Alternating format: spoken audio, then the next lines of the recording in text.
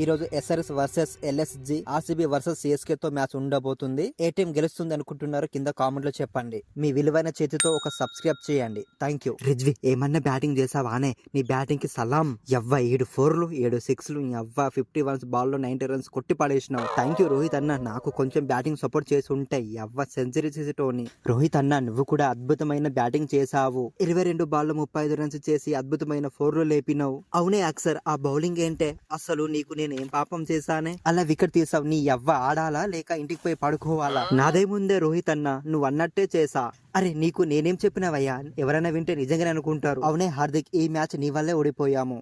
నీకు ముందే తెలుసు కదా మేము ఓడిపోతామని. అందుకే ఆడకుండా తప్పించుకున్నాం. ఇది భలే ఉంది. నాకు కడుపు నొప్పి వచ్చి నేను ఆడలేదు. మీకు ఆడే చేత కాక మీరు ఓడిపోతే నన్నంటారేంటే? నీ బొంద కడుపు నొప్పి లేదు, బొక్క లేదు. నిజం చెప్పు, నీకు ముందే తెలుసు కదా పోయి వీళ్ళతో ఓడిపోతే మన ఫ్యాన్స్ సావగొడతారని తప్పించుకున్నావు కదా. అవునే రోహిత్ అన్న, ఆ డీసీ వల్ల ఏసులు పగలగొట్టి గెలిపిస్తావు అనుకుంటే 35 రన్స్ కి అవుట్ అయ్యో. అది కూడా ఆ అక్సర్ చేతిలో. నేను నిన్ను అన్నాని నా వైపు తిరిగావా? ఏమైంది ఇప్పుడు? ఒకటి పోయింది, ఇంకోటి తెచ్చుకుందాం. దాంట్లో ఏముంది? మీ బొంద తీసుకుంటారా? మీ బొంద. ఆ డీసీ వాళ్ళు ఎలా పిట్టని పిచ్చుకున్నట్టు పిచ్చుకారో చూడు. ఆ రిజ్వి 90 రన్స్ చితా కొట్టాడు. తను 30 బాల్లో 44 రన్స్ కొట్టాడు. ఆవిడ లాస్ట్ కి వచ్చి నాకౌట్ చేసి ముగించాడు. ఏ బొక్క, వీళ్ళకి ఈసారి పోనీ, నెక్స్ట్ మ్యాచ్ లో చూసుకుందాం. వైభవ్, నువ్వు మనిషివా లేదా మానవ మృగానివా? సిక్సర్ పిడుగుల భారీ 5 4లు, ఒక 6. Strike rate 172-22 strike rate. ఎవ్వ దూసుకు వెళ్ళావు. మెంటల్ నా కొడుకుని. మీకు టైం బాగుండి నా క్యాచ్ పట్టరు కాబట్టి బతికిపోయారు. నీ ఎవ్వ ఆ ఓపెనింగ్ ఏంటే?